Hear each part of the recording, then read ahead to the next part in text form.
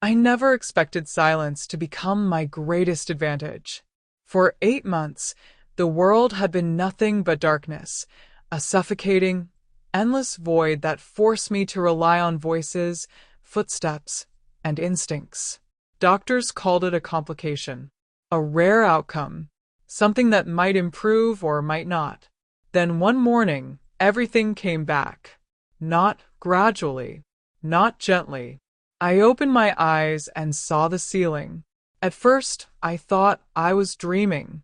The faint crack in the paint above my bed, the soft glow of early sunlight spilling through the curtains, it all felt unreal, like a memory rather than reality. I didn't move. I didn't speak. I just stared, because something in me said, "Wait." I heard footsteps downstairs. Daniel, my husband, was in the kitchen. I could picture him without seeing him. Careful, slow movements, the way he measured everything now, as if the world had become fragile since I lost my sight. For 8 months he had been my anchor, and yet something felt off. Not with him, with everything else. So I made a decision in that moment, one that would change everything. I closed my eyes again, and I pretended. 3 weeks passed. 3 weeks of seeing everything while everyone believed I saw nothing. It's strange what people reveal when they think you're helpless. My son Ethan visited often. Or, at least, that's what I used to believe. In reality, it was mostly his wife, Clara, who showed up. Always polite. Always sweet. Too sweet. And now, for the first time, I could see the cracks. That afternoon, I sat in my usual armchair near the window, my hands resting calmly in my lap, my breathing slow and even, the perfect picture of a tired, blind woman dozing in the sun. Clara thought I was asleep. She was wrong. I watched her carefully. She stood in front of the cabinet where I kept my jewelry. For a moment, she hesitated, just a second, before opening it, like she was checking if anyone was watching. My chest tightened. Then she started going through my things. Not curiously, not respectfully, confidently, like they were already hers. She picked up my emerald bracelet, a gift from Daniel on our 30th anniversary, and held it up to the light, turning it slowly. "These would suit me better," she murmured under her breath. My heart pounded so hard I thought she might hear it, but my face stayed still. My body relaxed. I didn't move. She slipped the bracelet onto her wrist, admired it, smiled. That smile. It wasn't warm. It wasn't kind. It was ownership. This wasn't the first time. A week earlier, I had watched her in Daniel's study, flipping through documents. Papers she had no reason to touch. Financial records. Property files. And before that, she had been measuring the living room windows. Measuring. As if planning something. Not if, but when. The front door opened. Clara froze. In seconds, the bracelet was off, back in the box, though not where it belonged. Her expression changed instantly. Soft. Caring. Perfect. Daniel stepped inside, carrying grocery bags. "Lily," he called gently. "I'm here," Clara answered for me, her voice dripping with concern. "She's been resting. Seems a bit disoriented today." Disoriented? I almost laughed. Daniel sighed, a tired, heavy sound that made my chest ache more than anything Clara had done. "How bad is it?" he asked. "She didn't recognize me earlier," Clara said quietly. Lie. Clean. Effortless. Convincing. I had recognized her. I had seen everything. But Daniel didn't know that. And worst of all, I could hear him believing her. That night, as he helped me into bed, his hands trembled slightly. Daniel had always been strong, steady, the kind of man who fixed problems, not feared them. Now, doubt lived in his voice. "Lily," he said softly. "Yes." There was a pause. "Too long. Do you feel confused lately?" The question hit harder than anything else. Not anger, not betrayal, but fear. Because it wasn't his thought. It was planted, carefully, patiently, by someone who was still under our roof. I feel fine, I said quietly. He hesitated again. Of course you do, he replied. But I heard it. The uncertainty. That night, I didn't sleep. I lay there, staring into the darkness that was no longer darkness. Thinking, analyzing, connecting pieces. Clara wasn't just being intrusive. She was building something. A narrative. A story where I was fragile, confused, declining. A story where decisions had to be made, and where she would be the one making them. The next morning confirmed everything. Daniel left early for his checkup. I waited, and then I followed, silently, down the hallway, barefoot, careful. Clara was in the study again, but this time, she wasn't just looking. She was taking photos, page by page. Our house documents, our accounts, everything. My stomach dropped. Then she made a call. Yes, I have everything, she whispered. The house alone is worth a lot, but both names are on it. A pause. We'll need power of attorney first. My blood ran cold. Power of attorney. She wasn't just planning. She was preparing to take control. Of everything. Of my life. I stepped back into the hallway, my mind racing. This wasn't about concern. This wasn't about care. This was strategy. Manipulation. The kind that unfolds slowly, invisibly, until it's too late. But she had made one mistake. A critical one. She thought I couldn't see. And that meant I could see everything.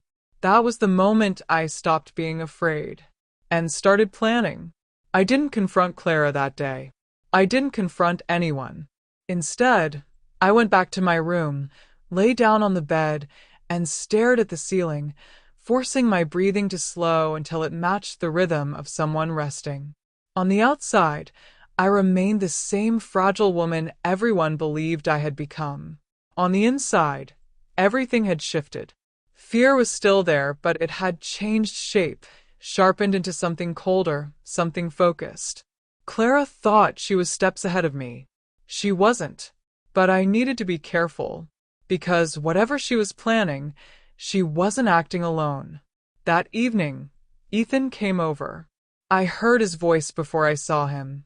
Warm, familiar, but tired in a way I hadn't noticed before my sight returned. I stayed in my chair by the window, hands folded, eyes half closed. When he walked in, Clara met him first, of course. She always did. How is she today? He asked quietly. Worried. Hesitant. My son. She's worse, Clara replied without missing a beat. This morning she didn't know where she was. She kept asking if this was her house. Another lie. Smooth. Practiced. I waited for Ethan to question it. He didn't. Instead, I heard the shift in his breathing, that subtle sound of someone accepting something they don't want to believe but are too afraid to challenge. That's not good, he said. No, Clara agreed softly. I think we need to start considering options. Options. The word echoed in my head like a warning bell. What kind of options? Ethan asked.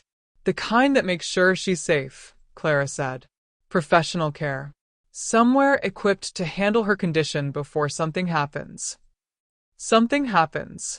She always framed it that way, not as a choice, but as inevitability. I felt my fingers tighten slightly in my lap, but I didn't move, didn't react, didn't breathe differently. Because if I did, I might ruin everything. Dinner that night felt like a performance. Daniel sat across from me, quieter than usual. Ethan beside him. Clara moving between the kitchen and the table like she belonged there more than I did. She served my food, gently guided my hand to the fork, asked me soft, patronizing questions. Do you remember what we're having, Lily? I tilted my head slightly, playing along.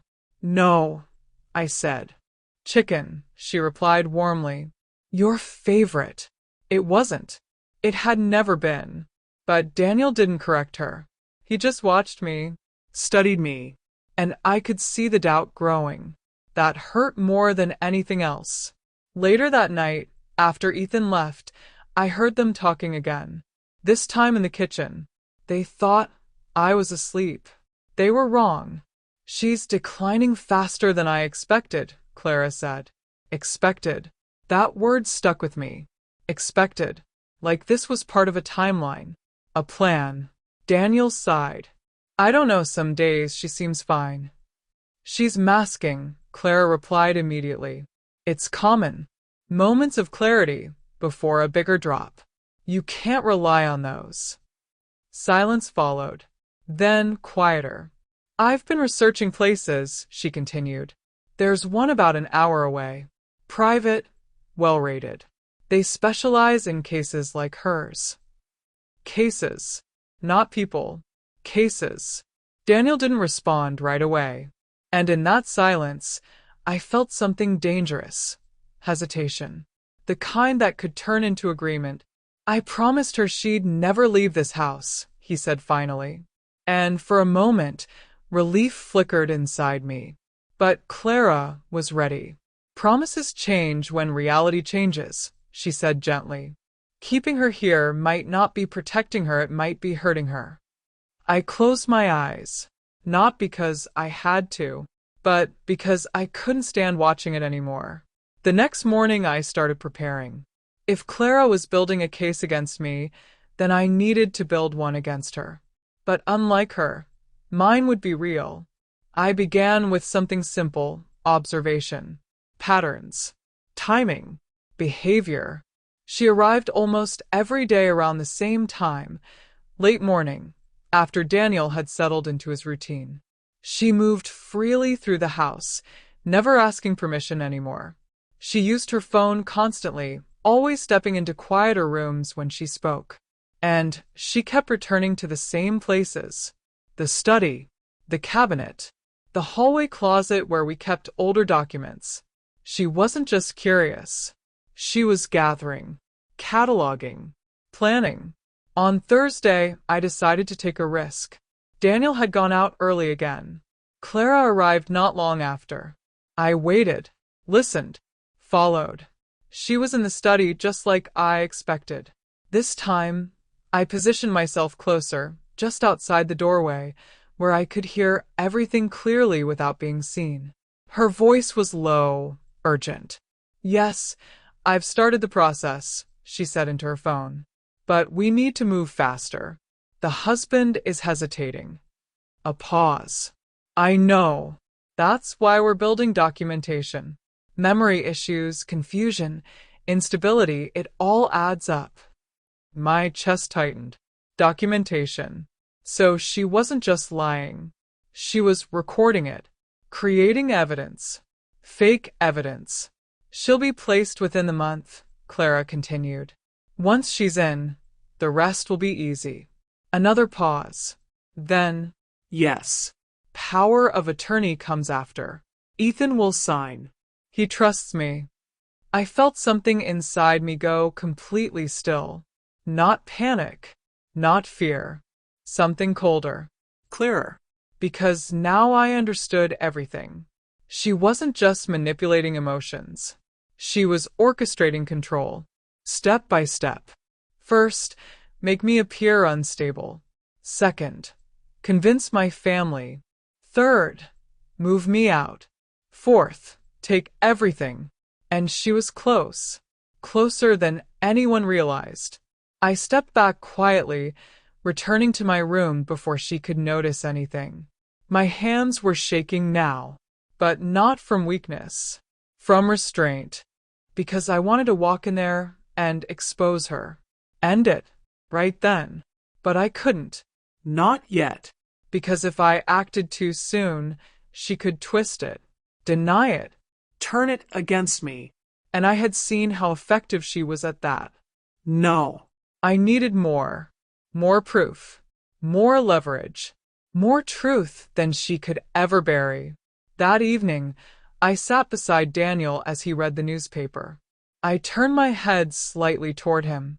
"Daniel," I said softly. "Yes. Do you trust Clara?" The question surprised him. I saw it in his face. "Of course," he said. "Why would you ask that?" I paused, as if searching for words. "I don't know," I said quietly. "Something feels wrong." He reached for my hand.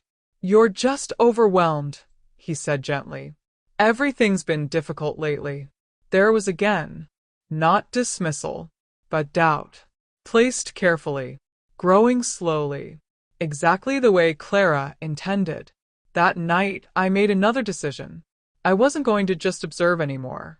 I was going to play her game, but better. Because unlike her, I wasn't guessing. I wasn't assuming. I wasn't blind. And the next move would change everything. The next step wasn't about anger. It wasn't about revenge. It was about control. For the first time since my vision returned, I stopped reacting and started thinking like Clara. Not like her intentions, but like her strategy. She wasn't rushing. She was layering. Every lie she told had a purpose. Every detail she planted built toward one outcome. If I wanted to stop her, I couldn't just expose her. I had to let her go far enough that she couldn't deny anything. That meant I needed her to feel safe, confident, untouchable. So the next morning, I became exactly what she wanted me to be. Weaker, more confused, easier. When Clara arrived that day, I was already downstairs, sitting at the kitchen table instead of my usual chair. That alone threw her off. I could hear it in the way her steps slowed for just a second when she saw me there. "Good." I kept my hands lightly gripping the edge of the table, my posture slightly off, like I wasn't entirely sure where I was. When she approached, I lifted my head just enough, blinking as if trying to orient myself. "Clara?" I said, uncertain. Her tone changed instantly. Softer. Warmer. Victorious. "Yes, Lily, it's me. What are you doing here? You should be resting." I couldn't find my room, I murmured. It wasn't easy to say that. Not because it was difficult to act, but because I saw the satisfaction in her eyes when she thought I was slipping. That flicker of confirmation. Of progress. "That's okay," she said gently, stepping closer. "These things happen. Let me help you." She placed a hand on my shoulder, guiding me slightly, but I paid attention to everything. The direction she steered me, the way she positioned herself between me and the hallway, subtly controlling my movement. Not helping, directing. I let her. "Have you taken your medication today?" she asked. Another test. "Yes, I think so," I replied, hesitating just enough. She smiled. I could hear it. "That's all right. We'll double-check later." Double-check. Or double dose. I filed that away. From that moment on, I leaned into the role. I repeated questions. I paused mid-sentence. Asked where I was again. Every time, Clara responded with increasing confidence, correcting me, guiding me, subtly reinforcing the narrative she had been building for weeks. And the more I gave her, the more careless she became. By afternoon, she wasn't even hiding it. I sat in the living room while she made a call just a few steps away, her voice lowered, but not enough. "Yes," she said. "It's progressing faster now." She was completely disoriented this morning. A pause. "No, he's still hesitant, but he's starting to see it. I just need a little more time." Another pause. "Once she has another episode in front of him, it'll be enough." Another episode. That's what she was waiting for. Not if, when. She wasn't observing my decline. She was creating it. I felt something cold settle deeper in my chest. Because now I understood something else. She wasn't just planning to move me out. She was planning to prove I needed to be moved. and that meant she would push things further. That evening, Ethan came over again. This time, I was ready. I stayed in my chair, facing slightly away from the room, as if lost in my own thoughts. When he entered, I didn't react immediately. I let the silence stretch just long enough to make it uncomfortable. "Mom," he said. I turned slowly, looked past him, not at him. "Daniel?" I asked. The shift in the room was immediate. Ethan froze. Clara didn't speak, but I could feel her watching, waiting. "No." "Mom, it's me. Ethan," he said carefully. I frowned slightly, as if trying to process it. "Ethan," I repeated. Then I looked down at my hands. "I'm sorry," he whispered. The pain in his voice when he answered nearly broke me. "It's okay, Mom." "No." It wasn't. But Clara stepped in before anything else could settle. "She's been like this all day," she said quietly. "It's getting worse. Worse. Always worse. Never stable. Never normal. Always declining." I kept my head down, letting them believe it, because now Ethan was seeing it. Not hearing about it. Seeing it. And that's what Clara needed. Dinner was quiet. Too quiet. Ethan barely spoke. Daniel watched me constantly, his concern deepening with every small act I performed. And Clara, she controlled the atmosphere without saying much at all. A look here, a soft comment there, just enough to guide their thoughts without forcing them.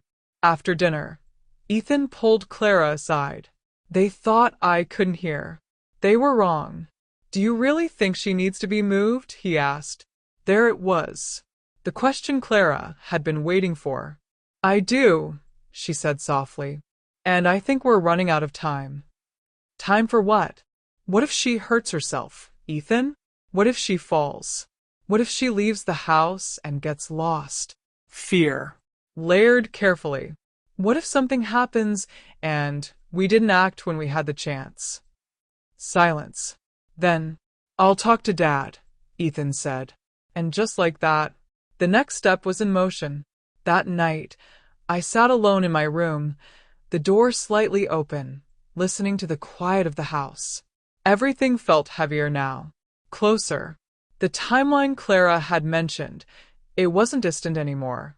It was accelerating. And I had to be ready, because if they pushed too fast, if Daniel signed anything, if I lost control even for a moment, it would be over. The next morning proved just how far Clara was willing to go.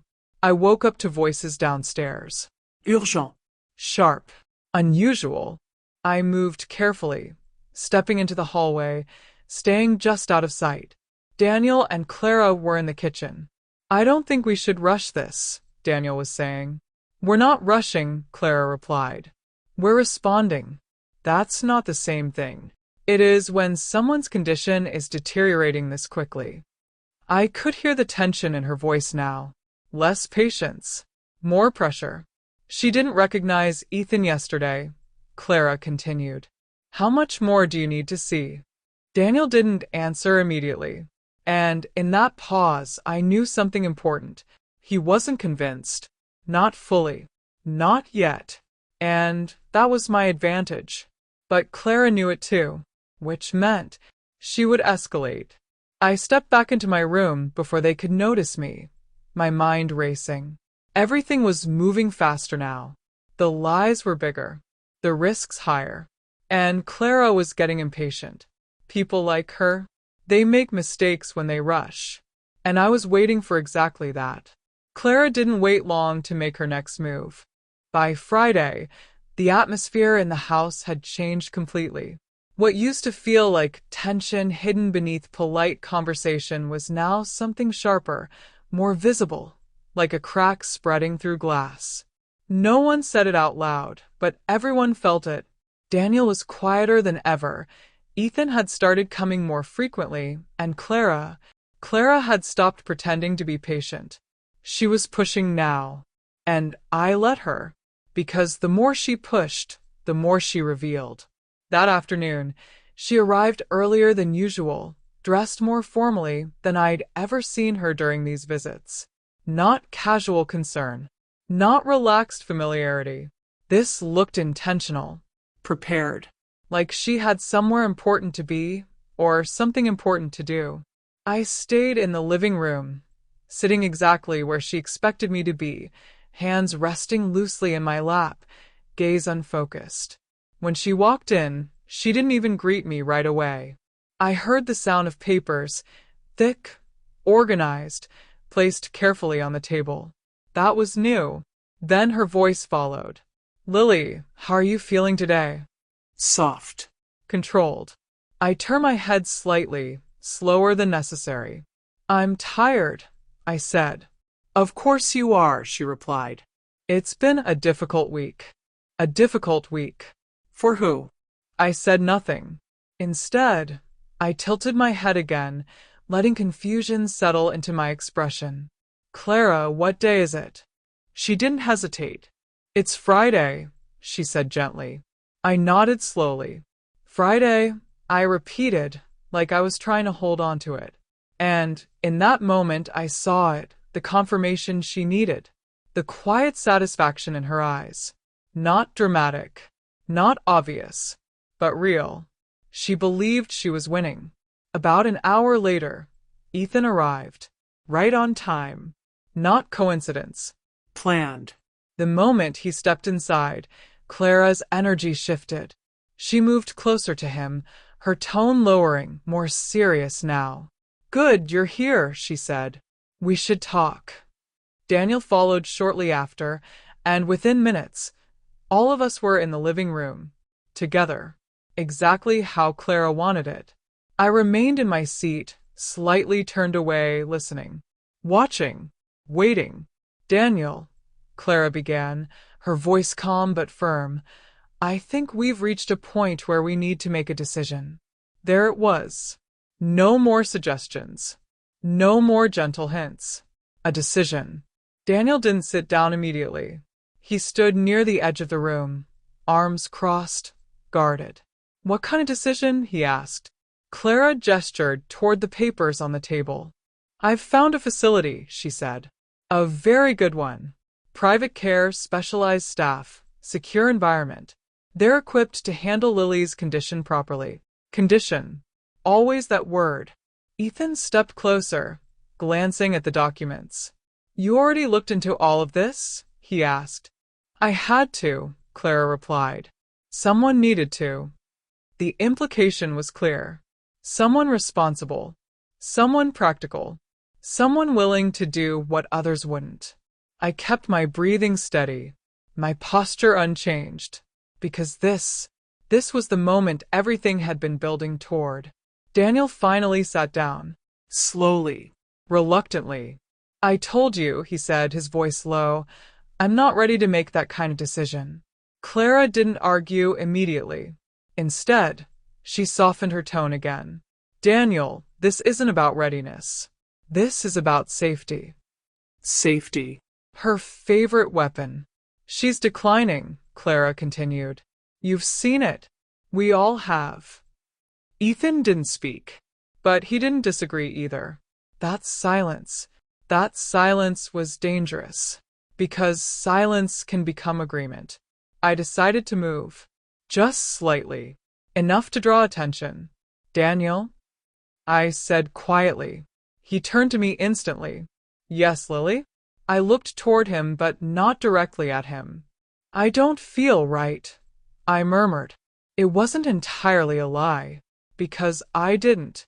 Not in the way they thought. What do you mean? He asked, his voice tightening.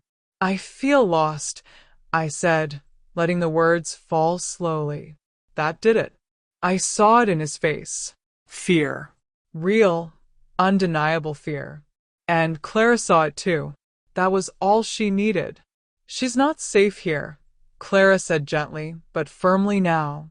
You can't watch her every second. None of us can. Daniel ran a hand over his face. I need more time. We don't have time, Clara replied. And this time, there was no softness left. Only pressure. Then she did something new. something bold. She picked up the papers and placed them directly in front of him. These are the admission forms, she said. They're ready. We just need your signature. The room went still. Completely still. Even Ethan seemed caught off guard. You already filled these out? He asked. Clara nodded. Just the preliminary information, she said quickly. To save time. Save time. Always efficient. Always prepared. Always one step ahead. Daniel didn't touch the papers. He just stared at them, as if they might disappear if he waited long enough. They need an answer soon, Clara continued. There's limited availability. Scarcity. Another tactic. Make it urgent. Make it now. I watched everything. Every glance. Every hesitation. Every shift in posture. And I realized something important. Clara was confident, but she was also rushing. And rushing leads to mistakes. Daniel finally spoke. Quietly. How did you get all this information? He asked. Clara blinked. Just once. A small pause. I called them, she said. Explained the situation. That's a lot of detail for one call, he replied. Another pause. I visited, she added quickly, just to be sure. There it was. The first crack. Small, but real. And they told you about the financial requirements? Daniel asked. Her shoulders tightened. Yes. That's standard. Standard to require asset transfers? He pressed. Now Ethan looked up. Really looked. What kind of transfers? He asked. Clara hesitated again. Longer this time. It's just part of long-term care agreements, she said. Vague. Careful. But not enough. I felt it then. The shift. The balance changing. Not fully. Not yet. But enough. Enough to know that Clara wasn't in complete control anymore. And that meant the moment I'd been waiting for was getting closer. Very close. That night, I lay in bed, staring at the ceiling again. But this time, I wasn't confused. I wasn't afraid. I was ready, because Clara had just made her first real mistake. And I knew it wouldn't be her last. By Saturday morning, the house no longer felt like home. It felt like a stage where everyone was playing a role they didn't fully understand, except for one person, Clara. And now me. The difference was, she thought she was directing everything. I knew she wasn't. Not anymore. I woke early, long before anyone else, and stayed still in bed, staring at the ceiling while the first light crept through the curtains. My thoughts were sharper than they had been in weeks. Everything she had done, every word she had planted, every small manipulation, it all fit together now like a complete structure. And structures, no matter how carefully built, always have weak points. I just needed to find the one that would bring the whole thing down. When I came downstairs later, I moved slower than usual, exaggerating each step just slightly. Not enough to seem unnatural, but enough to reinforce the image she had created. Clara was already there, sitting at the table with her phone, her expression serious. The moment she heard me, her posture changed instantly, the concern snapping into place like a mask. Lily, you're up early, she said. I couldn't sleep, I replied, letting my voice drift slightly unfocused. She stood quickly and came toward me, placing a hand lightly on my arm. You should have called me. You shouldn't be walking around alone. There it was again. Control disguised as care. I thought I knew the way, I murmured. It's okay, she said gently. That's why I'm here. Not to help. To manage. To supervise. To replace. I let her guide me to the chair, memorizing the direction, the pressure of her hand, the subtle way she positioned me so I faced away from the hallway, away from everything important. She didn't want me oriented. She wanted me dependent. Have you taken your pills? She asked. No. I don't remember, I said. I'll take care of it, she replied immediately. Of course you will. That moment stayed with me. Not the words, but the certainty, the eagerness. She didn't hesitate. She didn't check. She just decided. And that told me something important. She wasn't just influencing decisions anymore. She was already acting like she had authority. That was dangerous. But it was also useful. Around midday, Daniel left for an appointment, and for the first time in days, it was just Clara and me in the house. Completely alone. I could feel the shift immediately. Without him there, she dropped some of the performance, not entirely, but enough. She moved differently, more freely, More confidently. like the house already belonged to her. I stayed in the living room at first, sitting quietly listening. A few minutes later, I heard her heels on the stairs. Then the soft creak of the study door opening. Of course. I waited a moment, then stood slowly, carefully making my way toward the hallway. Every step was measured, silent, deliberate. I stopped just before the corner, where I could hear clearly without being seen. Papers shuffled, drawers opened, and then a camera click.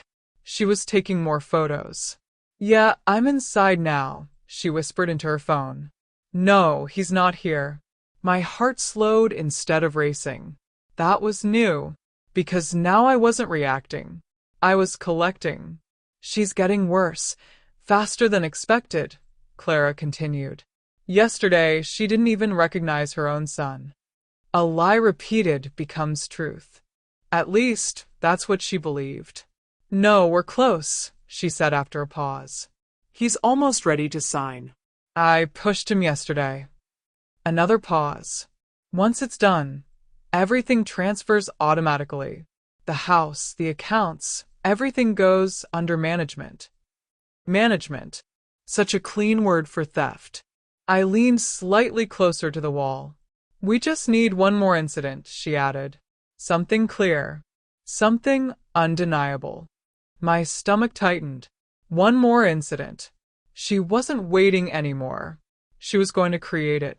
I stepped back quietly, returning to the living room before she could finish the call. My mind was moving fast now, faster than it had since all of this began, because now I understood the final step of her plan. She needed proof. Not real proof. Convincing proof. And if it didn't happen naturally, she would make it happen. When she came back downstairs, her expression had reset again. Calm. Kind. Controlled. "Everything okay?" she asked. I nodded slowly. "I think I'm just tired," I said. She smiled. "I know, but this time I saw something else behind it. Impatience." The rest of the afternoon passed quietly, but the silence wasn't peaceful. It was loaded. Every movement felt intentional. Every word measured. Clara stayed close to me, closer than usual, watching more carefully, as if waiting for something to happen, or preparing to make it happen. By the time Ethan arrived in the evening, I already knew what she was going to do. I just didn't know when. Dinner began normally. Too normally. That was the first sign. Clara was calm again, almost relaxed. Ethan seemed less tense than the night before, like he had convinced himself things weren't as bad as they seemed. Daniel was still quiet, but more present, more observant. And I waited, because I knew it was coming. It happened halfway through the meal. Subtle. Careful. Calculated. I reached for my glass of water. Clara moved at the same time. Just slightly. Just enough. Her hand brushed mine. The glass slipped. Fell. Shattered. The sound was sharp, sudden, violent in the quiet room. I flinched back. "Lily," Clara said immediately, her voice filled with alarm. "Careful. Too fast. Too perfect." I didn't see it," I said, pulling my hand back as if startled. "It's okay," she said, but her tone had changed. "You need to be more careful." Daniel stood quickly. "Are you all right?" "I'm fine," I said softly. But Clara wasn't looking at me. She was looking at him. And I saw it. The message. See? See what I've been saying? Ethan helped clean up the glass, quieter now. More serious. More convinced. That could have been worse, he muttered. Yes, Clara replied softly. That's what I'm worried about. There it was. The incident. Manufactured. Delivered. Perfectly timed. But she had made a mistake. A small one. So small no one else noticed. But I did. Because I saw her hand. I saw the movement. And I knew. That night, as I lay in bed, I didn't feel fear anymore. I felt certainty. Clara had crossed a line. And once someone crosses a line like that, they don't stop. They escalate. Which meant the next move wouldn't be small. It would be decisive. And I would be ready for it. By Sunday, everything was moving faster than even Clara had planned. I could feel it in the way she walked through the house. No longer careful, no longer patient, but focused, sharp, almost restless. She had what she needed now, or at least she believed she did. The incident with the glass had done its job. It planted doubt in Daniel's mind and pushed Ethan closer to her side. Not completely, but enough. And Clara wasn't the kind of person who waited once she sensed the balance tipping. Neither was I. That morning, I stayed in my room longer than usual, sitting at the edge of the bed, replaying everything I had seen and heard over the past days. The lies, the calls, the documents, the pressure, every piece mattered. But none of it would matter if I didn't choose the right moment. If I revealed the truth too early, she could still twist it. Too late, and I could lose everything. Timing wasn't just important. It was everything. When I finally went downstairs, the house was already active. Clara was in the kitchen again, speaking quietly on her phone. I slowed my steps deliberately as I approached, making just enough noise for her to hear me before I got too close. Her voice shifted instantly. "I'll call you back," she said quickly, then turned toward me with that same carefully crafted concern. "Lily, you shouldn't be walking around alone again." "I forgot where I was going," I said. "Of course you did," she replied gently. But there was no patience left in her eyes now. Only urgency. Ethan arrived shortly after, and this time there was no pretending it was just a visit. He walked in with purpose, his expression serious, his movements tighter than usual. Daniel followed him into the living room, and within minutes, the air felt heavy again, thick with something unspoken but understood. Clara didn't wait. "We need to talk," she said. "Not later. Not gently. Now." Daniel exhaled slowly, like he had been expecting this. About what? Clara didn't answer right away. Instead, she picked up her folder, the same one from Friday, and placed it on the table again. But this time, there was no hesitation, no softness. "This can't wait anymore," she said. "What happened yesterday made that very clear." Ethan nodded slightly, not fully agreeing, but not resisting. That was enough. I sat in my chair, silent, still, watching everything through half-lowered eyes. My hands rested in my lap, but inside, my pulse was steady, controlled. This was it, the moment she had been building toward, and the moment I had been waiting for. She dropped a glass. "Daniel," Clara continued. She didn't even know where it was. What if that had been something worse? What if she had fallen? What if she had hurt herself? Every sentence built pressure. Every word tightened the room. "I'm fine," I said quietly. Clara didn't even look at me. "This isn't about how you feel," she replied. "It's about what's real." What's real? The irony almost made me smile. Daniel rubbed his temples. I don't know if we should rush this." "We're not rushing," Clara said sharply. "We're reacting." The same word, repeated, reinforced. This is exactly how these situations get out of control, she continued. People wait too long because they don't want to face the truth. Ethan looked at Daniel. Dad, maybe she's right. There it was. The shift. Not complete, but enough. I watched Daniel closely. Really watched him. Because everything depended on him. His decision. His doubt. His line. Clara stepped closer to him. Lowered her voice. You've done everything you can, she said. But you can't do this alone anymore. Alone. She was isolating him now. Separating him from me. From his own confidence. Then she opened the folder.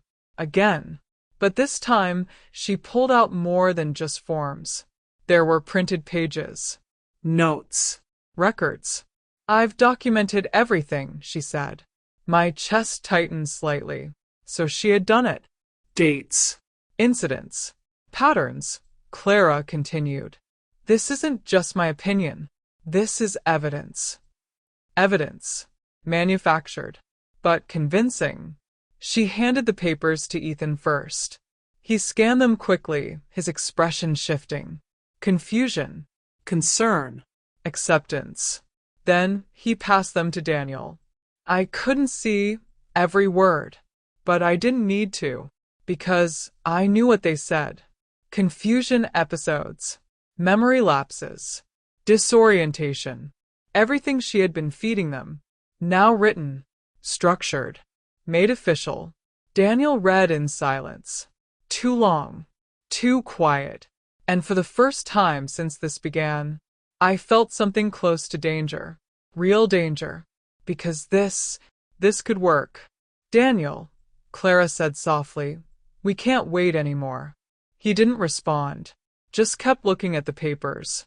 I had seconds. Maybe less. To decide. Wait longer. And risk losing everything. Or act now. I chose now. Daniel. My voice cut through the room. Clear. Steady. Different. He looked up immediately. So did Ethan. So did Clara. I want to go outside, I said. Simple. Unexpected. The room shifted. Clara frowned slightly. That's not a good idea right now. I want air, I said again.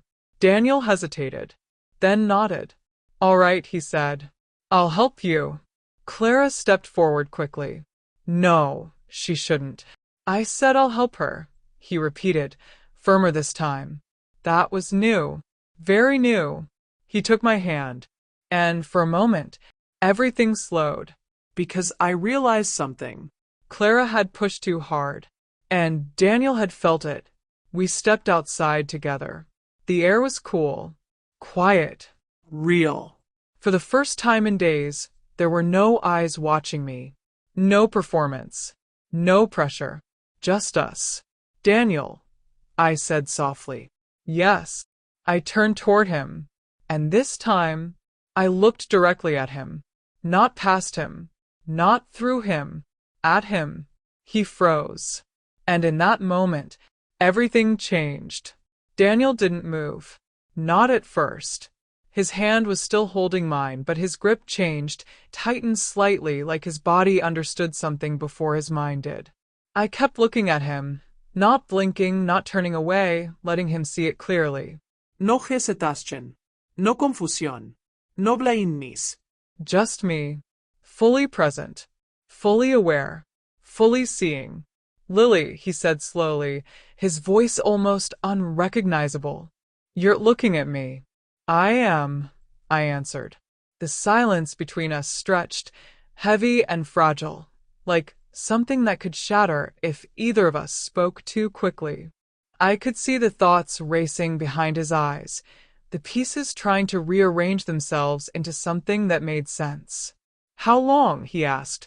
3 weeks, I said. That hit him harder than anything else.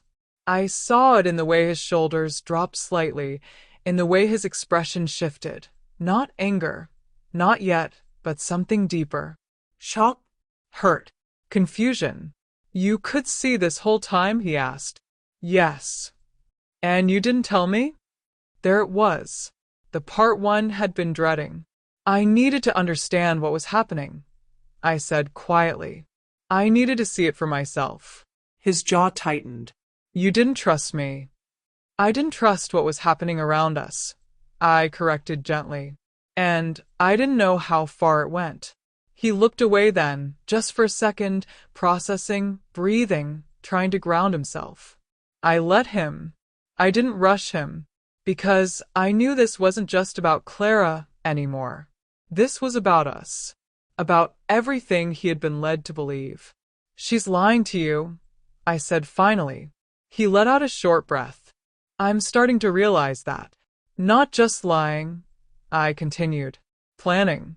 Documenting. Manipulating. He looked back at me, and this time there was something new in his eyes. Awareness. Tell me everything, he said. So I did. Not all at once. Not rushed. But clearly. Carefully. I told him about the jewelry, the documents, the phone calls, the way she had been building a case against me piece by piece, the way she spoke when she thought no one could hear her, the plans about power of attorney, the facility, the assets. And then I told him about the glass. His expression darkened. She did that, he asked quietly. Yes. He ran a hand over his face, slower this time, like the weight of everything was finally settling in. I knew something felt off, he said, but I didn't see how far it went. That's how she works, I replied. She doesn't push all at once. She builds it slowly until it feels like your own decision. He nodded, because now he understood. What do we do? He asked. That question mattered, because now we were on the same side. We don't stop her yet, I said. He frowned. What? We let her continue, I explained. But this time we control it. He studied me for a moment, and I could see it. The shift. Not just understanding, respect. Because now he saw what I had been doing. And why? She thinks she's close, I continued, which means she's going to push harder. Faster. And that's when she'll make mistakes. And we catch her, he said. Yes. He exhaled slowly, then nodded. All right, he said. We do it your way. When we went back inside, everything was exactly where we left it. Ethan standing near the table, Clara by the folder, waiting, watching. Daniel walked in first. I followed, back to my chair, back into the role. Well, Clara asked immediately, is everything okay? Daniel didn't answer right away. He sat down, Picked up the papers again, looked at them, then at her.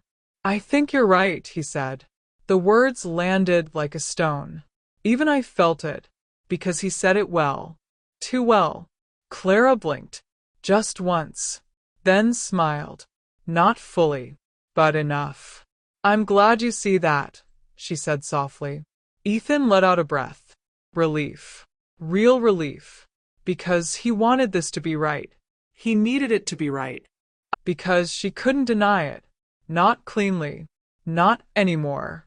I was trying to help, she said finally. Her voice softened again. Back to performance. Back to control. But it didn't work this time. Because the room wasn't blind anymore. I know, Daniel said. That confused her. Just enough. I know exactly what you were trying to do, he continued. Then he pressed a button on the recorder, and Clara's voice filled the room. Clear. Undeniable. Cold. She'll be placed within the month. Once she's in, everything transfers automatically. Ethan froze. Daniel didn't move. Clara's face drained slowly. Not dramatically. Not instantly. But steadily. Like something inside her was collapsing in stages. That's taken out of context, she said quickly. No, Daniel replied. It isn't. Another recording played. We just need one more incident. Then another. He'll sign once he believes she's unstable enough. Ethan stepped back slightly, like the floor had shifted beneath him. Clara looked at him immediately. Ethan listened to me. But he wasn't looking at her anymore. He was looking at me. At Daniel. At the room. Rebuilding reality in real time. I trusted you, Ethan said quietly. Clara reached for him. He stepped back. That was the moment she lost him. Not loudly. Not violently. Just completely. Daniel stood up. Slowly. And for the first time, Clara stepped back. Just one step. Barely noticeable. But real. You've been documenting my wife's condition, Daniel said. Without consent. Without medical authority. Without legal rights. I was protecting her, Clara insisted. No, Daniel said. You were building a case. Silence again. But this one was different. This one was final. I stood up then. Slowly. Deliberately. Clara noticed immediately. Her eyes locked onto me. And for the first time, there was no confusion in her expression. Only recognition. Understanding. And something close to fear. You, she whispered. I met her eyes. Directly. No more pretending, I said. The room shifted instantly. Ethan's head snapped toward me. What? He said. Daniel didn't move. He didn't need to, because he already knew. I've been seeing everything for weeks, I said. My voice was steady. Not emotional. Not angry. Just clear. I let you continue because I needed proof. Clara shook her head. No, you were blind. I wasn't, I replied. A pause. Then, I never was. That broke her composure completely. For the first time, she stepped back again. Real fear now. Not of consequences, but of exposure. You're lying, she said quickly. This is staged. All of it. But no one reacted, because no one believed her anymore. I walked to the table, placed a second folder down. Photographs. Recordings. Logs. Everything she had done in this house. Everything she thought no one saw. I documented you too, I said. Ethan opened the folder first, and I watched his face change. Not slowly, not gradually. Instant recognition of betrayal. Realization. Shock. Then disgust. This is, he started. Yes, I said. Clara reached for him again, but he pulled away completely this time. No, he said. Don't touch me. That was it. The end of her influence. Right there. Daniel finally spoke again. You're leaving, he said. Clara looked at him. Desperate now. You can't do this. I was helping you. Both of you. You were helping yourself, he replied. The silence that followed wasn't tense anymore. It was finished. Resolved. Closed. Clara looked around the room one last time. No support. No allies. No control. Only consequences. This isn't over, she said weakly. But it already was. She left within 10 minutes. No shouting. No scene. Just silence. The kind that follows something irreversible. After the door closed, Ethan sat down slowly, like the weight of everything had finally landed. I didn't see it, he said quietly. You were meant not to, Daniel replied. Then Ethan looked at me. I'm sorry, he said. I shook my head. You don't need to be. Later that night, the house was quiet again, but different. Not tense. Not heavy. Clean. For the first time in months, Daniel sat beside me. You planned all of this, he said. I finished it. I corrected. He nodded slowly. And if she hadn't pushed that far? She would have eventually, I said. People like her always do. He looked at me for a long time, then finally said, I'm glad you were watching. I turned slightly toward him. So am I. And for the first time since everything began, the house felt like ours again.